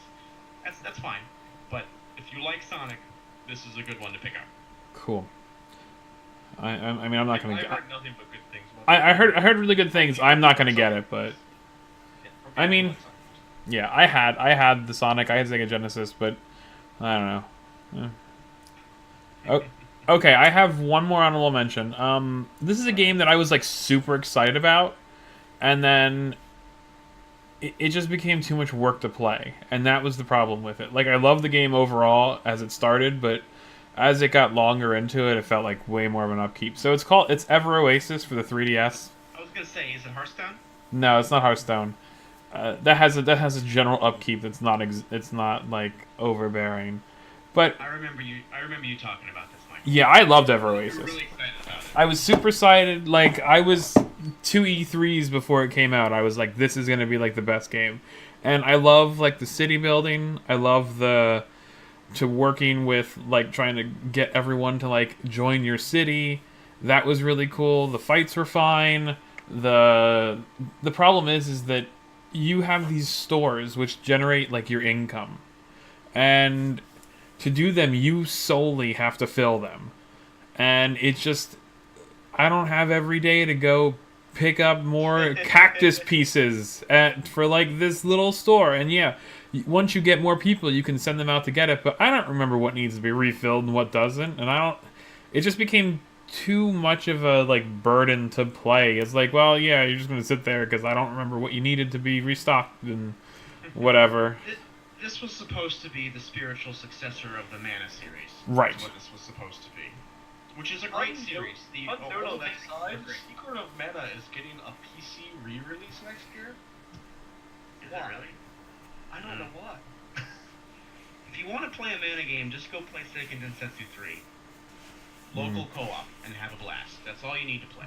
That's it. Do I need people to play with me? For Mana games are best are co-op. That's the problem. Mana games are local action RPGs, local co-op action RPGs, and they're great. I don't have people to sit here and play with me. Just get Drew to do it. Drew's not gonna come over to my house. You just show up at his house and say we're playing Mana. He has a Steam link. If it comes out, I don't know if it's out on Steam or not. Well, they were only $5, so it shouldn't have been hard to get it. Well, Drew. yeah, I mean, this being a Mana game that's only single player, immediately wrote it off for me. I was just like, no. Yeah, well, I enjoyed it for what it was, but that's fine. But It's supposed to be like Mana / Animal Crossing, right? You're building a town. yeah, I preferred the town aspect and the getting into the characters, and then I just wasn't going to deal with the upkeep of each shop. It was just exhausting. Okay, so Well, I guess what's left is to talk about what we are looking forward to. Is there any or mentions? what we wish we had played. Wish we had played. Yeah, and what we wish we'd played. Yeah, we're there yet. Yeah, we're there. We're there at the moment. I didn't build like an official list of what I wish I played because it was just most things that came out this year. It was. I have a couple notable ones. I have. Me too. I think we actually really talked about most of mine. Most of mine were just Twitch games, Nier, like that. That's really my list of games I wish I played. So you guys, Cuphead was the big one for me, but you guys go crazy. Well, I only have. Well, go ahead, Sean. So I have Cuphead, the DS Metroid game with the Oh, that was fun, but it didn't make my top 5. Oh, that does look cool. I mean, it's a kind of a rehashing of Metroid, which is, I mean, that's hard to screw up. I would think. You hope. I have Ys 8 YS Uh. series, which is a top-down action RPG. I love those games. I don't know. I just haven't gotten into them, personally. Well, they're really hard. Oh. They're very difficult. They're like, I don't even know how to describe it, but they're really fast. They're like Twitch reaction action RPGs. They're really good. They're by the same company that makes the Legend of Heroes Trails in the Sky series, which are good, normal RPGs, turn-based RPGs. But Mm-hmm. so I was looking forward to that. I didn't end up getting it. I'm a huge fan of the Yakuza Zero. So Yakuza 0 came out last year. I heard it's fantastic. My friend said it's amazing. That, for those of you who don't know what Yakuza is, it's basically the Japanese version of GTA. From what I understand, you can actually run a club where you collect like hostesses, as they were. It's chock full of mini games. You can play pool, you can play darts, you can go golfing, you can You can run your call- business. You can call like a sex hotline, basically. You can run a hostess club. You can just beat the shit out of people on the street, which is typically what you're doing. But chock full of mini games. That's every They're GTA. great. You can karaoke. I mean, it's like a sandbox Japanese gangster game where you just beat the shit out of everybody. They're great. They have very sappy, dramatic storylines. I really was looking forward to that one. I just didn't get the time to play it. And the last game that I wanted to play this year, that I don't even, it's kind of hard to find now, but it's a PS4 game. It's a Japanese Dark Souls called Nioh. And That it's sounds basically- familiar, but I don't know it. It's like feudal Japan samurai Dark Souls. Oh, yeah, I did hear about this. And I really wanted to play it. And it's kind of hard to find now, I think. But I think, Team Ninja made it, who does like Ninja Gaiden and stuff. Right. So, it was kind of in development hell for a while, and they weren't sure if it was going to be good because it was like a Japanese like samurai Dark Souls, but it apparently was amazing, and I'm kind of bummed that I missed out on it. So those were my wish I had played. Oh no, there's one more. And I don't know anything about this game really, other than people have said play it because it's weird. It's a weird indie game, like indie puzzle adventure game called like Gorogoa or something like that. It's like got really abstract artwork. I don't know if It's on the phone. ROGOA. It has something to do with taking pictures and moving them in place so that they actually make like a story. It's like a hand drawn Yes. puzzly. If you go on any sort of like app store, it's one of the top things. Yeah. Yeah. Apparently, one guy made it, and it took him like 7 years to make or something. So I would like to get to that at some point too. So that's my wish I had played list. All right. My wish I had playlist falls under Horizon Zero Dawn, which you talked about, the Nier game that Sean talked about. I was looking forward to Cuphead. I didn't get a chance to play it though. But the one that we haven't talked about, Sexy Brutale. I've heard that is great. I own it, and I just haven't played it. Again, it's. I plan on playing these. I just haven't had time. I buy them. I buy humble bundles that hold things, and I get them. That's how it works. This is the indie game where you're trying to prevent people from getting murdered. Right. Yeah. So it's like a mystery story thing where you're trying to save people's lives, but you can't be Without seen. being detected. What? Without being detected. Right. Right. Yeah. So like you can alter things and go back in time and stuff, and it. That one looks good. Yeah. So I'm really excited about that one. So aside from that, that's it. I don't have anything else on my list. Alright. So 2018. I have 3 of these. 2018. yeah. I'm We just can looking start. forward to PUBG. The next Dota patch. See, mine is my list for 2018 is pretty weird. I've got an expansion for a game I have now Oh, me too. that I haven't played enough of. Me too. I've got a game that might not come out in 2018. In fact, I'm almost betting it will. But I'm just looking forward to it and hoping that it surprisingly does. And then I've got a game that I'm going to be terrible at, but I'm so excited for. So you described Hearthstone 3 times. No, Yeah. that's not once. Yeah. I have 4 games on my list, and they're all. One of them's a re-release.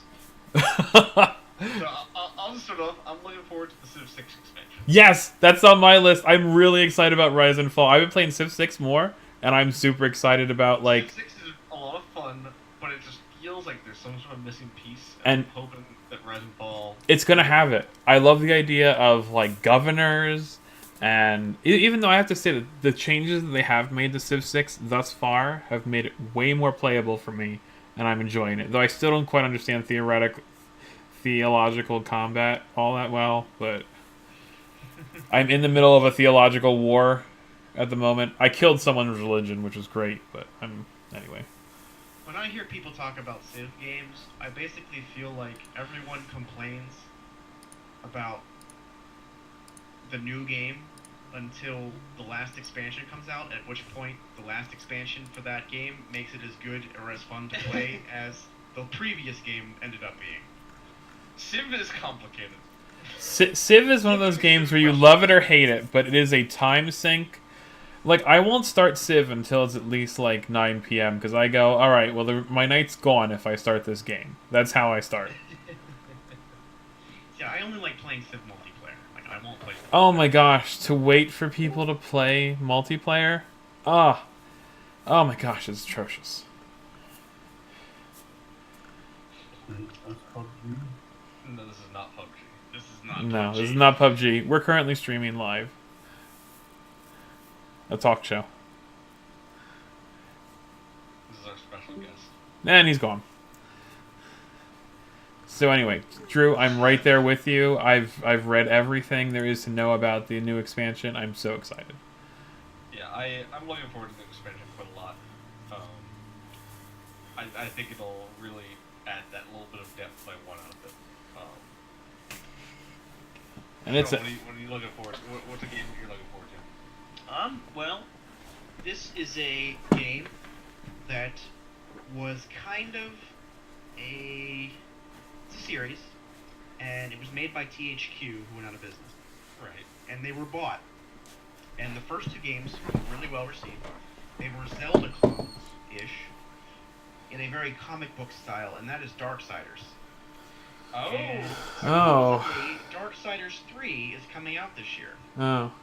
So, if that's the case, I am very much looking forward to that, because those are great, mindless, just like, kind of like, beat-em-up style Zelda games. Almost like, Darksiders 1 was a lot of fun. I started Darksiders 2 and did not get very far. I think Darksiders 2 wasn't quite as good. It kind of... it was a little bit aimless for me compared to 1. But it was still fun to just shred things as death versus war. But this time it's Fury, who is a chick, so, you know, what could go wrong with that? That won't go wrong. Anyway, but those Darksiders are always fun for me. I love those games. They're just kind of, you know, mindless. They always come up with cool environments. You get to just like fight ridiculous angels and demons and gods and all kinds of stuff. So I'm really looking forward to that. Yeah, I think that's. I didn't know that was coming out. I might look into it more, just because, like, yeah, it was a lot of fun. Darksiders 1 and 2 were a blast. I haven't played any other ones before, so I know very little They're about like it. I wouldn't go back and much play them. darker action Zelda. Yeah, but if you ever see them on sale and you're looking for, then you know, you pick them up. But I mean, they're not like necessary plays by any means. Say. Gotcha. Understood. I'm looking forward to Ni no Kuni 2. I really enjoyed the first one. From what I hear about the game, I don't like the direction that they're going, but I hope it's going to be good. Are they deviating from Yes. the formula? So they have a formula where, like, your goal was to, like, you go through the game, but you can, like, collect things that you fight. Like, you can capture them, theoretically. And they'll join you, and that was kind of cool. Or, like, you can, like, use their, like, powers, or however it worked. In this, it's more of, like, a mini RTS every time you fight, with, like, just the main characters. And I'm like, oh... okay. I mean, the story and the character design, the art, and the music still look really good. I'm hesitant on the gameplay, which is probably the biggest part of the game. Yeah. I remain hopeful, but it has been pushed back twice so far already. So I don't know what that means. But I'm still gonna, like, hold out hope. I'm not gonna, like, buy it, like, day one or anything. But if it looks alright, I'll get it after that at some point. So I didn't really. The first Ni no Kuni didn't really appeal to me. I didn't play it. It just looked like it looked slow. I beat the first Ni no Kuni, which is saying something because I don't normally beat games. Yeah. It doesn't my- seem like it's up my alley. My looking forward to for 2018, my next one is Ori and the Will of the Wisps. Of course it is. Ori and the Blind Forest was absolutely one of the best games I've ever played. It would make my top of all time list somewhere. I still don't own it. I still haven't. It hasn't low enough on a. Like, I'm buying it. The definitive edition is excellent, and they're making a sequel. They didn't give a firm date. They showed it at 2017 E3. I'm kind of hoping that it'll be like a holiday 2018 thing. We'll see. But that is definitely the title that I'm probably most excited for in general. I am hoping it comes out next year. The first game is so awesome. I'm sure it won't. Probably. But the first game is so awesome, and I just want more of it. That's a game I just want more of. I don't know anything about it because I will play You've got to play it. Someday I will play You'd love it. You've got to play it. Drew, I'm excited to play it at some point. I'm just not there. You're not as excited as I am. I'm not because I haven't played the first one. Like it's not my I haven't. You've got to play the first one. You guys. Drew, I know that we're not playing your specific like. It's an artsy platformer. It's not even. I mean, the art's beautiful, but it's not even about the art. It tells a good story. It has excellent gameplay. Like I love indie platformer type games. Yeah, I love any platformer types game too. I'm not against it, Drew. I'm not, and I do want to play it. It just hasn't. I can almost guarantee you that when you play the original Ori, you will be as excited about Ori 2 as I am. I believe that, Drew. I just need to take time to do it. I played this game last year called Brothers: A Tale of Two Sons, which is really strange. I heard it's amazing. Yeah, I know about that game. Yeah, it came out. I think it came out the year before or 2 years ago. But it's this weird, like, kind of puzzly platformer game where you control two brothers at the same time with different, like, with a gamepad, like L in the left buttons control one brother and R on the other buttons control the other brother. And you have to do all these puzzles and stuff. It's really cool, but it kind of gave me that same kind of, like, indie, like, story feel that I get from when you describe Ori. So, pretty sure I need to play Ori. Oh, you do. Yeah. Ori's beautiful. I will sing Ori's praises endlessly. He will. I know. We've heard. So my brain dead game for next year is coming out next month, and it's another remaster of Shadow of the Colossus. So I don't like Shadow of the Colossus. I'm firmly. Oh my god. I don't like you. I know. Everyone's like, this is like the best game ever, and I'm like, no, it's not. I just don't find it. But it is. It's like Zelda without all the fun parts. No. It's like Zelda that's only boss fights, except the boss fights are actually good. I just don't. I've The never. Zelda boss fights, let's face it, have been bad for a very long They lack. I've just never had any fun with that The game. final boss fight, you guys talking about neither of you guys beat Zelda. The final boss fight is actually the most disappointing part of the game. Great, so I saved myself from that. Good. That's why it's higher on our list. That was the only part of the game where I really went. That's it. That was another reason why I didn't like the kind of, let everyone do it in any order you wanted, because only the first boss fight in Zelda felt satisfying. After that, you got to a power level where the boss fights became trivial, almost. So, It's true. I didn't like that as much, but we're done with Zelda. Yeah, we are. Well, my other game that I'm looking for. Oh wait, hold on. Well, go ahead. Oh, sorry, Michael. Go ahead. Okay, so the next one that I'm really interested in, and it's a super indie game. It's called Ooblets. Oh, fucking! I saw that at E3. Yeah, I am It's- stupidly it's somewhat- excited. It's like Microsoft Pokemon. It is like a combination of Harvest Moon and Pokemon, which is The Harvest Moon Pokemon. which allows me to fill all of my niches like in one. Like I actually will probably also play this at some point. I've it's so funny because it's like, oh yeah, there's this game coming out. I'm like, yes, this is the game I want. I want Ooblets for no reason. Then it fills all of those needs I need in just one game. Ugh, it's I'm looking at their website. I will not be playing this. but Ooblets. It's different.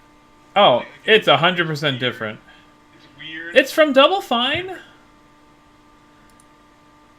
Double Fine's a good That studio. That doesn't do a lot of selling for me. Uh. But also 2018, not necessarily on my list, but something I think we should talk about, Monster Hunter World. Yep, that was. I was gonna mention that too. Yeah, I was gonna mention that too. Coming out consoles in like 2 weeks and PC in like 10 months. So the PC is what I'll play. I know Dundas and Gallagher are both definitely gonna play this game. And Gallagher was like, "There's a beta starting on PS4 that you don't have to have PS Plus for. You should join." I'm like, "I don't do betas. If you guys like the game and want to play it, I'll just buy it and play it." So, the reason I have an issue with Monster Hunter is I have this love-hate relationship with it. I love the idea, but I never have anyone to play with, and I, for whatever reason, just can't play this game by myself. I'm too bogged down by the menus and the like certain level of knowledge you have to know before playing a Monster Hunter game. And I've never played one, so for me, YOLO. the idea that I can just play it with people in an open world setting sounds way more fun than all the other settings that I've been stuck playing in. So I will give it a shot if I have friends to play it with. That is my... I know 2 people at least that are gonna play it. So Well, that's fine. The game I want to talk about next is my personal most anticipated game that I probably might not even buy or play or be good at. It's a new Hearthstone expansion, one because Raza Priest will be gone. It's Dragon Ball Fighter Z. oh, you're not gonna play that game. You're not going to play that game at all. Why do you even bring it up? But I am so fucking excited about it. You're not going to play it. You're not gonna have anyone to play it with. You're going to watch you're going to watch it alone on streams. It is what I absolutely want when I think about a Dragon Ball Z game. True, you're never... I don't even care. I buy almost every Arc fighting game that comes out, and I never have anyone to play with it. Sad. I buy every Blaze Blue, I buy every Persona fighter that comes out, and just no one ever plays them with me. And you can't play those games online because you can't lag. It doesn't work. But at least they usually have good story modes. But so basically, I'm buying a shitty story-based fighter game. When I buy this. But they play beautifully. All the time I spend in training mode beating the shit out of an immobile computer person. Just so beautiful. I don't know. With me, Civ was definitely my most anticipated, I think. But Kirby Star Allies looks really fun, but again, I have to play it with people. I'm so... And I don't have people to play it with, so it's just there, but... I love Kirby. I really do. So do I. Kirby is one of my favorite franchises. But, like, Nintendo right now, he seems to be their gimmick dumping ground, and that just bothers me. Yoshi's becoming that too. Yeah, Yoshi well, really I is. love Yoshi's Woolly World. I don't know. Was that better than Kirby Epic Yarn? Yes. Yes. Yes. Yoshi's Woolly World actually got challenging at points. It did. Well, Epic Yarn had a little bit of challenge if you were trying to perfect it, but if you were just trying to play it, it's whatever. There was no challenge whatsoever. It legit hard level. It just felt like you were being hugged with the game. It just felt like you were being hugged. Woolly World has legit hard levels, and it's very fun. I really want to see another like Yoshi's Island difficult style game come out. Like, but I don't know if they'll ever will. I don't know. We've hit a I don't point. think they have balls for it. I don't think so either. I don't think so either. It's not. Because Kirby has always been. I mean, Superstar got a little bit hard at some points, but Kirby has always been like the kid game, and Yoshi wasn't like that. But ever since Yoshi's Story, it's kind of become like that. Like also is for kids. They've even dumbed down Mario. I was glad that the Breath of the Wild was actually difficult early on. That was nice, refreshing. I wasn't expecting it. Nintendo games are too easy. They've lost a little bit of their edge. They gotta get that bite back. Yeah, so my last looking forward to game for next year, this year, whatever, is This year. it's Valkyria Chronicles 4. Valkyria Chronicles, the first one, is a cel-shaded, turn-based kind of like actual war strategy game. But it plays out in this really weird system. It's beautiful graphics. But the second and third games were only for PSP. And I never got to play them. But the fourth one is actually returned to console. So I'm actually pretty excited about that. Michael, if you like turn-based stuff, I do. you definitely want to check out Valkyria. I've never played a Valkyria Chronicles game. I've seen someone play it. It was his game. But I've never personally played one. It looks alright. You should check it out. Yeah, I do like turn-based strategies. I like They're really cool cel-shaded, like kind of great. Like, I mean, I've always admired the artwork. I've just never gotten into the series personally. I've only played the first one. I really liked it. So It's so funny as I'm looking around like 2018 to like figure out what I want to play. Like I keep finding new stuff. So I mean, there's definitely some really cool possibilities that 2018 is going to be good. I don't know if it's going to be 2017 good, it's not going to. but Nintendo has nothing to play this year. Nintendo played their hand, and it was a good fucking hand. they were like, we're just going to play all the hands, and it. Metroid Prime 4 is definitely not coming. But that's on my dream list. Like, is that last year they had a title picture. This year they'll show it at E3 and be like available holiday 2018. That's not. I feel like they're going to have something because they can't just stop making stuff. Well, duh, they can't. And they can't survive on just Yoshi and Kirby either. This year, okay, here's what Nintendo's gonna happen this year. This year they have the Yoshi and Kirby games coming out. That's their first half of the year. Late year, they're gonna the mid-year. They're probably gonna have some sort of Mario Sports title ready. Oh, I don't care about that. Maybe a Mario Party ready, and then late year they'll have one relative surprise coming out. I think. Maybe even Star Fox or a Pokemon spin-off game or something. Like a I'm bigger kind of Pokemon thinking spin-off. they might do. Maybe they'll have some kind of Pokemon Stadium type game for Switch. They talked about a Pokemon Switch game. I don't Yeah. know how far Well, they did that to shut the fans up. That's what they did. They were like, yes, we're working on it for Switch. But do you think they'll have something prepared? No. I don't know. No, they're going to have a teaser trailer for 2019, hands down. Yeah. I think this year will be a little bit slower because Nintendo played their big hand. Well, the thing is, they played their big hand and they won. But on top of that, I think it was just announced that the Nintendo Switch is the fastest selling console for its current life cycle right now. Yeah. Oh, by far. It's almost caught up to the PS2. I mean, yeah. It's ridiculous. So they don't need anything because they already have the console sold, but they really. They're prepping. I think this is gonna be a down year while they prep for another huge year. Yeah, they're gonna blow it out of the park, and Metroid 4, Pokemon on Switch, and possibly a new Mario Kart. Smash. New Mario Kart. Smash. Mario Kart they could do a new Smash. Smash for Switch is due. The question is whether they're gonna do a whole new Smash or Smash 4 Deluxe. Yeah, they could do. Yeah, I hope they do a new one. I do too, but we'll see. I don't want to Smash 4 Deluxe. It's worth noting that secretly in the latest Nintendo Switch operating system update, it now has full support for the GameCube controller adapter. In fact, you can actually play other random games with game controllers now. Oh, great. Well, that's good. They are prepping for Smash, obviously. They have to. That's obvious the Smash prep.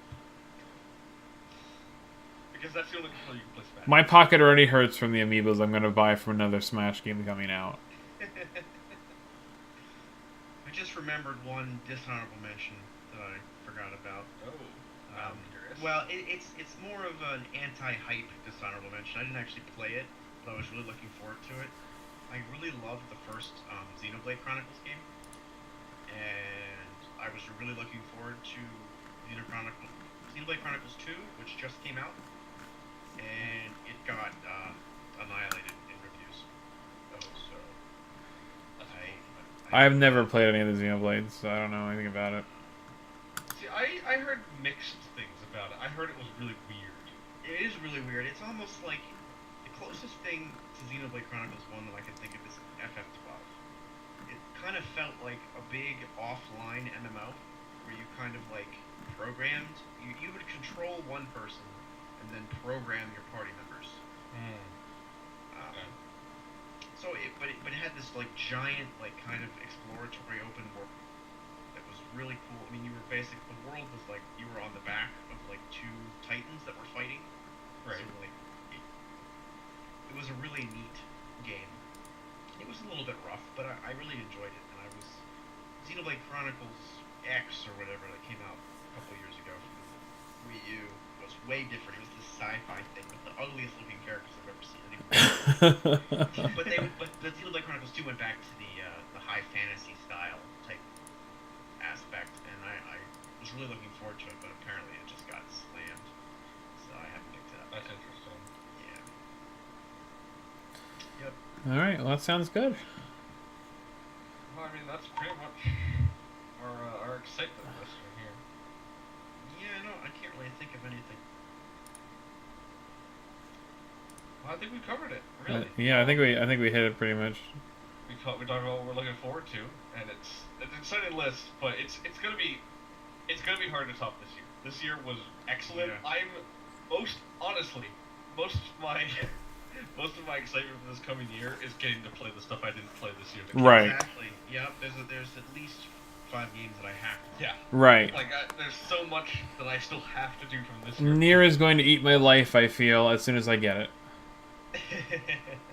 I still need to play stuff like 20XDX. I haven't played that yet. Or Undertale. 20XX You need to play 20XX is Undertale. A lot of fun. 20XX is a lot of And you didn't play Doki Doki Literature Club, which is free. Nope. I gotta play that too. Hat in Time. You know. You gotta prepare your heart for Doki Yeah, there's a heart issue. Play that game when you're feeling most emotional stable. so you So, can like, So if I come home top of the world, like I get a raise or something, play that game. play that game. Play that, knock yourself out. Knock yourself out.